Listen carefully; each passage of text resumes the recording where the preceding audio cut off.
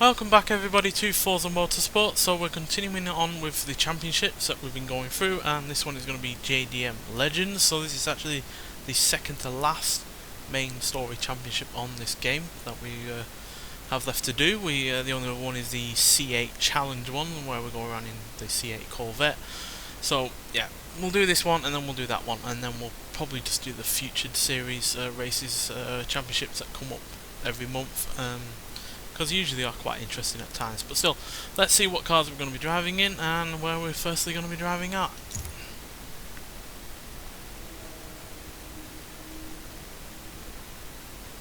In the late 1990s, prominent Japanese automakers like Toyota, Nissan, Mazda and Mitsubishi went head-to-head in an intense competition for market dominance, taking giant leaps forward in performance by developing innovative, state-of-the-art engines. The Supra's 2JZ, the Skyline's RB26, the RX-7's rotary, and the Mitsubishi GTO's 24-valve twin-turbo. All were lightning fast straight out of the showroom. Now each will be raced and built into the ultimate JDM legend. Right, so yeah, should have a decent choice on offer, even though this game does seem to prioritise older normal road going cars a lot less than previous Forza games. So yeah, we've got the 1997 Mazda RX-7, which has fairly decent speed and acceleration, but not the best handling or braking in terms of stats. But as you can see, 261 horsepower and 217 pounds-feet of torque from its twin rotor, twin turbocharged 1.3 litre engine, which is obviously quite a small engine, but rotary engines, even though small, can obviously pack a mighty punch. And because it's got quite a lightweight engine and it's not a particularly heavy car anyway, it only weighs 2,831 pounds, which is not the case for the next car, the Mitsubishi GTO. So it has more power, more torque from a bigger engine, again twin turbocharged, this time 3 litre V6, and even though it does have nearly 60 horsepower, 320 horsepower, and nearly 100 pounds-feet of torque more, it does obviously weigh nearly 1,000 pounds more on top of all of that as well. So it's quite heavy, but I do actually quite like the car. I think I did an upgrade of this for Forza Horizon 5. I think I raced this online at some point, and yeah, I got it up to a really rather ridiculous amount of power for A-Class. It was pretty fun on there, but still it is quite a heavy weight. And then yeah, stats wise, though, as you can see, it's the same in terms of handling and braking as a Mazda, but has worse acceleration due to the extra weight and not as good in top speed either. Then we've got the Skyline GTR V-Spec from Nissan, also from 1997. Better handling than the previous two cars, and better braking as well for that matter, and acceleration, although the top speed isn't as good. But again, pretty decent power, 278 horsepower, 271 pounds-feet of torque from its 2.6 litre twin turbocharged inline 6.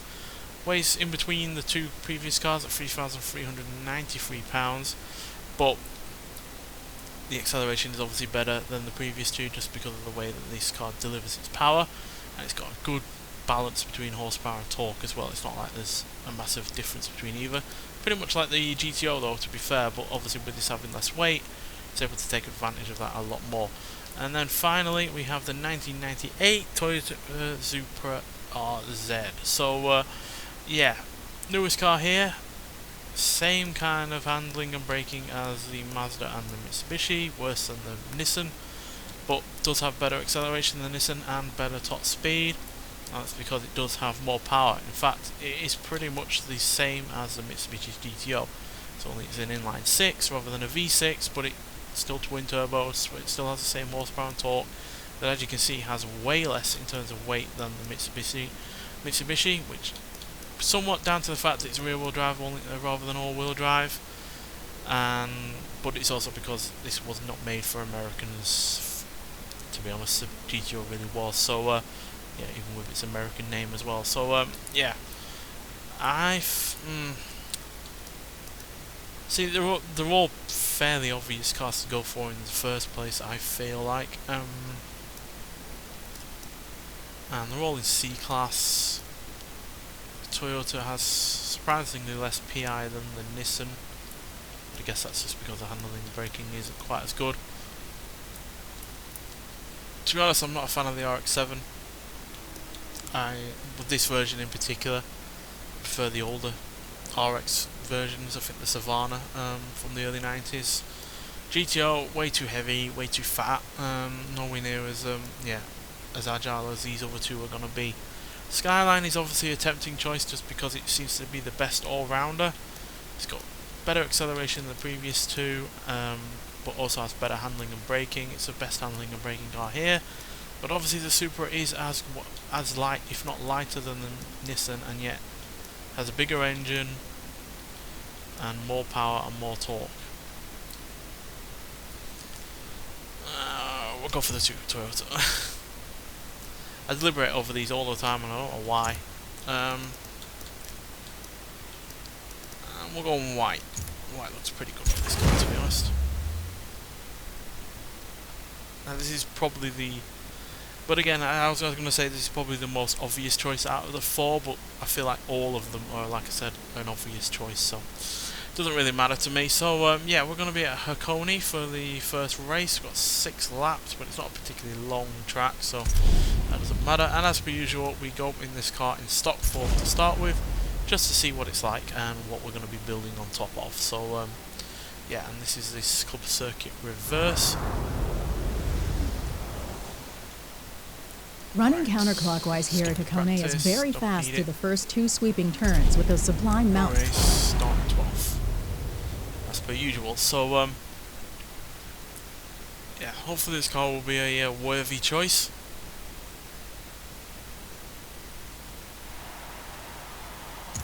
Hopefully it will do well in this first race. So lock the fuel down as per usual, and let's go. See what this bone stock Supra can do. Now this isn't even my favourite version of the Supra. I much prefer the early 90s wedge-shaped Supra. I know it was nowhere near as powerful as this, or as fast. In fact, in some regards it's kind of like the GTO. In fact, that mechanical cross has been enough for Americans, but that's not really what I think. It's down to the shape at the end of the day. This is obviously a ground motor. It's modern looking.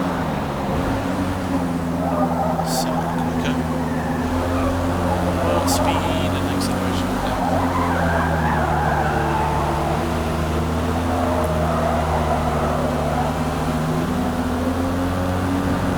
See, this car did become the darling of the modding scene in the early 2000s, especially thanks to the Fast and Furious films.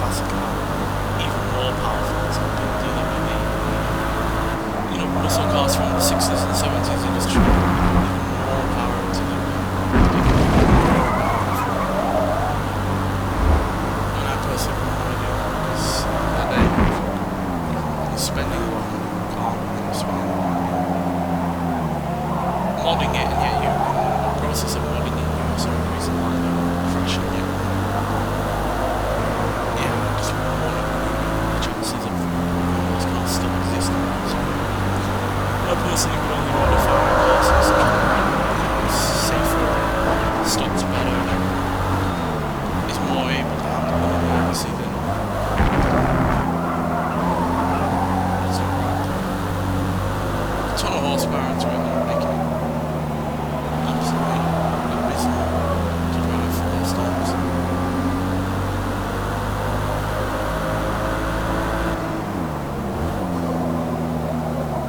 Definitely put more power into this.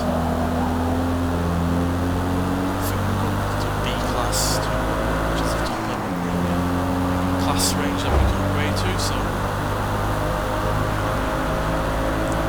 plenty of to work with in that regard, and even though we'll try and concentrate on handling and the braking given as it was the standard Skyline,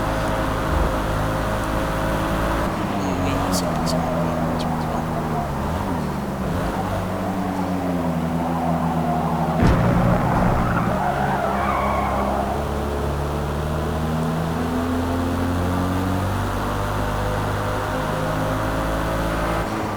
Struggling though to gain any more places.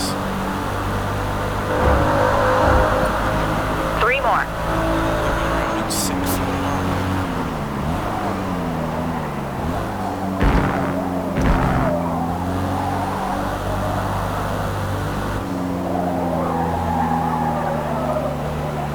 At least get 5th.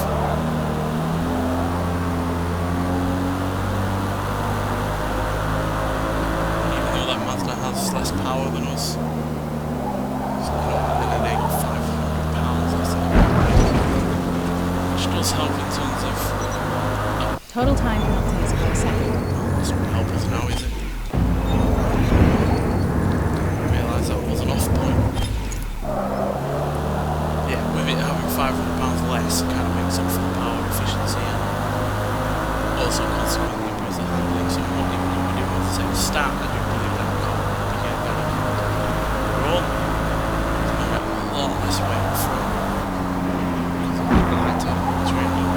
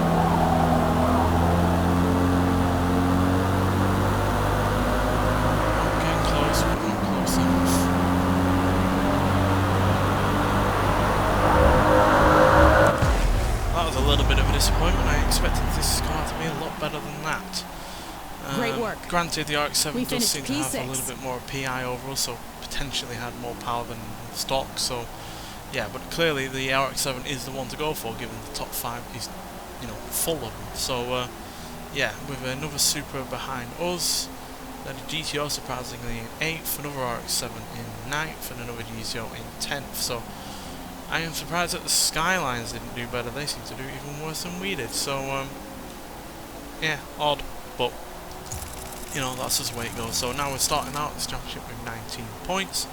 So we've got a good 9 points to make up over first place. So yeah, definitely still everything to play for in this championship. Let's see what kind of upgrades we can make with this car to improve our chances somewhat.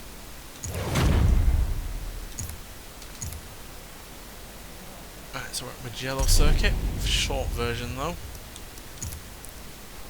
Right, so handling is going to be the main priority, I believe. So brakes, again, we don't have to worry about PI, CP, whatever points, because we are not bothered by them anymore, given the fact that we can just buy upgrades rather than having to deal with the nonsense upgrade system.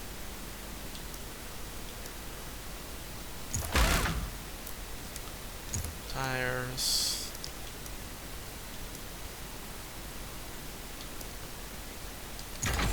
Do, then we'll put some fronts, some rears. How big of rears did we go? 255.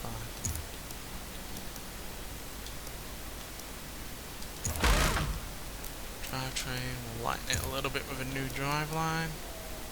Knock off some of the weight, if not all of the weight, from the tyres being wider. We'll upgrade the clutch because we are going to be putting more power into this thing. We don't want the gearbox having issues. So we've got twin turbos that we can put in it, but that'll take us up too high into the PI, so that's fine.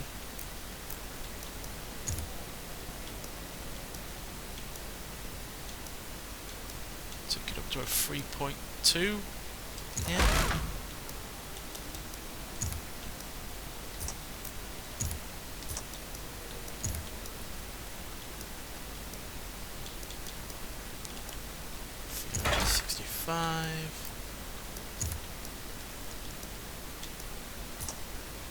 Yeah, that'll do, I think. Concentrate on a bit of improving the handling or acceleration, getting more weight out of it. Yeah, that improves acceleration because the engine doesn't have to rev as hard.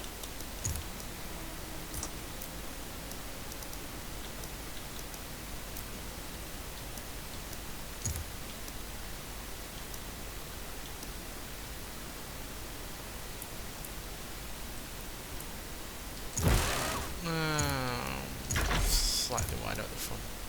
No, can't. There we go. So we've got 265mm at the front and 325 at the back, as well as being on street compound. So yeah, that's what we're going to be going for. So actually, can we do any aero?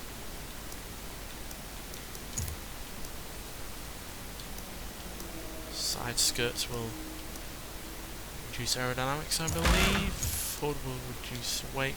Not allowed that. Though I hate the fact it does not let us spin the car around. So, you know, you're doing your aero, you're trying to change the appearance of the car, but you quite clearly can't see what it looks like. What's the point in that? Let it go back. No, see, just why is the hood angle staring at the front right wheel or the side skirts? And yet the rear bumper will go to the rear, which is handy, obviously, but why is that not a case for the hood?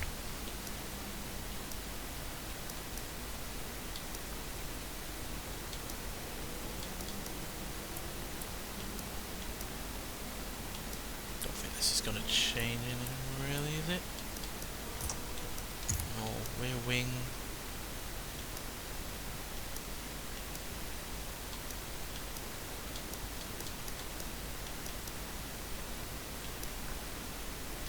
Again, you can't spin it round to see what it looks like on the other side. Annoying. Yeah, we'll just leave those.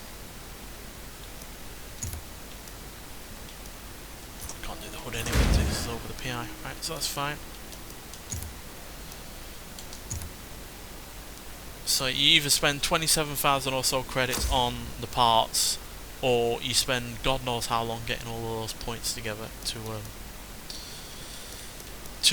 get the upgrades that you need. So yeah, we've got now 5.1 handling and 4.0 acceleration and 3.4 handling and braking. We now have 365 horsepower, 359 pounds-feet of torque from a now 3.2 litre inline 6 twin turbocharged engine. Now weigh 3,020 pounds, and yeah, we now can do 0 to 16 4.423 seconds, 0 to 100 in 10.227 seconds, and going to a top speed of 186 miles an hour. So yeah, proper road rocket now. So let's see what we can do at Mugello, which again is not a particularly long circuit. It is once again a club circuit, but not reverse this time around like Coney was. Winning at Mugello is all about stringing together multiple high-speed turns over the various elevation changes. So do a million times the same goddamn thing over and over again. Yeah, the career mode in this is overall a disappointment, to be honest. It's not varied enough. It's not long enough. It just feels a bit of a last-minute afterthought from the developers, quite frankly. So yeah, once again, 8 laps. Hopefully we can do better than 6th place this time around. One thing that will be on my side is the fact that the first corner is usually quite hectic. Someone's got the Fast and Furious paint over there.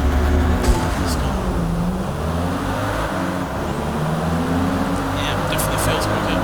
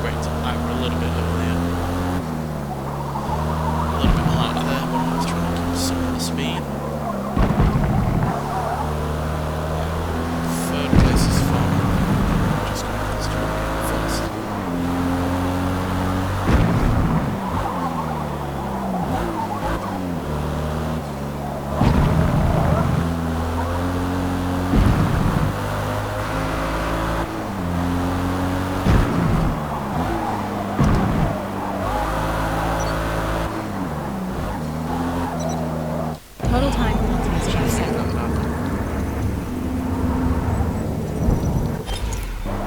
I'm trying to stay there to get the penalty.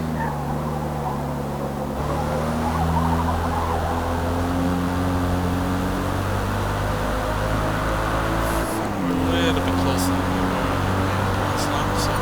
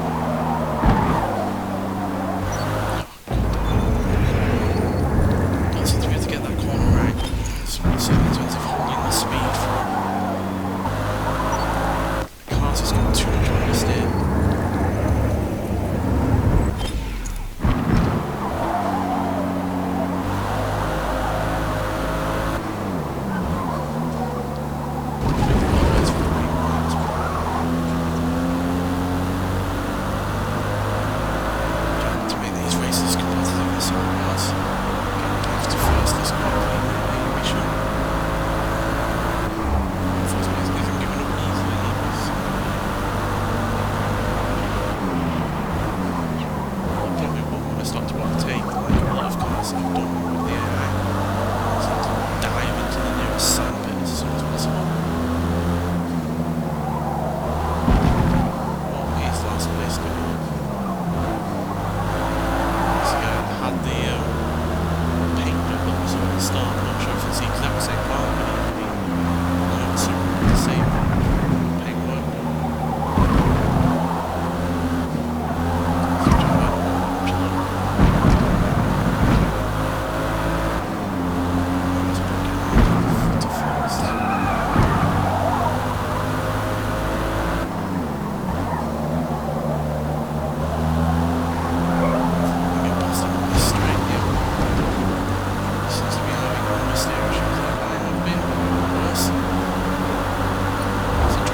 Lap. Let's go. Some speed in the first place.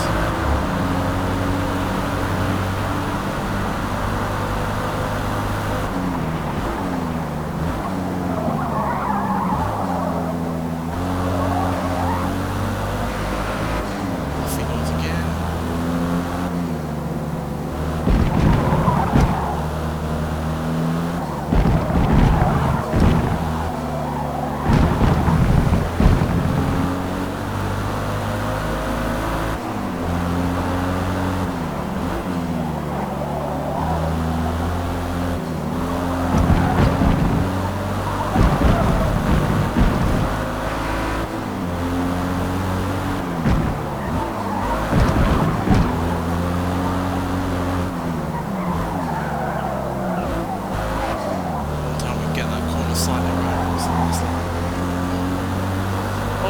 Second is better than sixth, so there's that.